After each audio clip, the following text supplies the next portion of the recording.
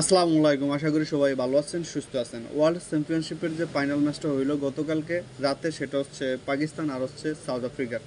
এই ম্যাচটা আমি কালকে বিশেষ করে পুরো খেলা দেখি নাই, তবে চিন্তা করতেছিলাম একটু এবির ব্যাটিংটা দেখবো। এর আগে গ্রুপ স্টেজের ম্যাচে সে যে 2টা 100 করছে, ওটা যদিও ওই ফেসবুকের ভিতরে আমি 2-1 মিনিট হয়তো চোখের সামনে আসছে, দেখছি, ওইভাবে খেলাগুলো দেখা হয় না। কিন্তু কালকের ফাইনাল ম্যাচের খেলাটা ভাবছিলাম একটু দেখলাম। তো প্রথমে যখন পাকিস্তান ব্যাটিং করছে ওইভাবে দেখিনি।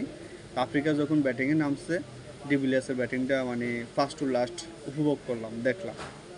তা আসলে 2 যুগ ধরে প্রায় ক্রিকেট দেখি, ক্রিকেটের প্রতি একটা অন্যরকম ইমোশন, ভালোবাসা আছে, ওইটা হয়তো ভাষায় প্রকাশ করার মতো না।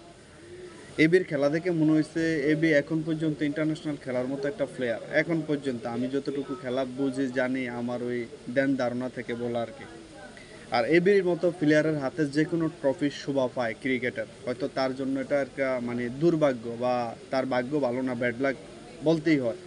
T20 ওয়ার্ল্ড কাপের কোনো একটা ট্রফি তার কাছে নাই, বা ওয়ানডে ওডিআই বিশ্বকাপের কোনো একটা ট্রফি তার কাছে নাই, বা আইসিসির যে কোনো ইভেন্টের কোনো একটা ট্রফি তার হাতে নাই। এটা মানে দেখতে বা শুনতে খুবই বাজে লাগে। একমাত্র প্লেয়ার ডিভিলিয়ার্স যার হাতে যে কোনো ট্রফি শোভা পায়।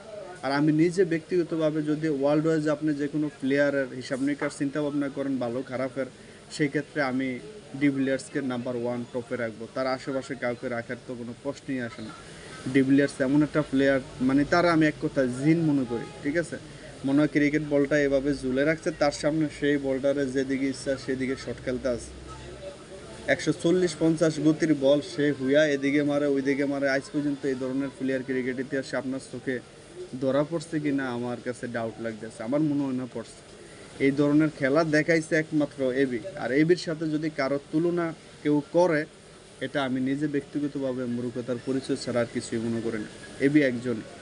এবি যখন ব্যাটিং করে আমার কাছে মনে হয় একটা বল এভাবে ঝুলা রয়েছে, আর সেই বলটারে তার মতো করে যেদিকে ইচ্ছা সেদিকে মারতে আছে, ঠিক আছে। আজকে 2 যুগ প্রায় খেলা দেখি, এবির মতো এরকম মনোমুগ্ধকর ব্যাটিং আর এত ভালো প্লেয়ার আমার কাছে অন্য কাউকে লাগে না। আশা করি আপনারা সবাই একমত। আমি কালকে ডিভিলিয়ার্স ম্যাচ জেতার পরে মানে নিজে ব্যক্তিগতভাবে এত বেশি খুশি হয়েছি, মানে এত বেশি ভালো লাগা কাজ করছে, এটা হয়তো ভাষায় প্রকাশ করার মতন। আর এবি এমন একটা প্লেয়ার, বা সাউথ আফ্রিকা টিমটাই এমন একটা টিম, আমি নিজে ব্যক্তিগতভাবে যখন থেকে খেলা বুঝি দেখি, মানে বাংলাদেশের প্রতি আমাদের যে একটা ভালো লাগা কাজ করে না, আফ্রিকা টিমের প্রতিও সেম এরকম একটা ভালো লাগা কাজ করে। যেমন হাসিম আমলা আসিল, ডিকক আসিল, ডুমিনি আসিল, তারপর ডিভিলিয়ার্স আসিল, ডেইল স্টান আসিল, মর্নিং মর্কেল আসিল। ওই টিমটার প্রতি একটা অন্যরকম ভালোবাসা ছিল। ওই টিমটা যে কোনো ট্রফি জেতার মতো একটা টিম ছিল। তো ভাগ্য খারাপ, এই জন্য হয়তো আসলে আফ্রিকা আইসিসি ইভেন্টে ওইভাবে কোনো ট্রফি জিততে পারে নাই।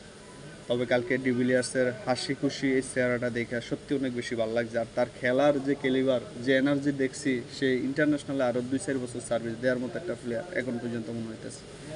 যাই হোক, এই ডিভিলিয়ার্সকে শুভকামনা জানাইতেছি নিজে ব্যক্তিগতভাবে। ইন ফিউচারের জন্য বেস্ট উইশ। সবাই ভালো থাকবেন। আল্লাহ হাফেজ। আসসালামু আলাইকুম।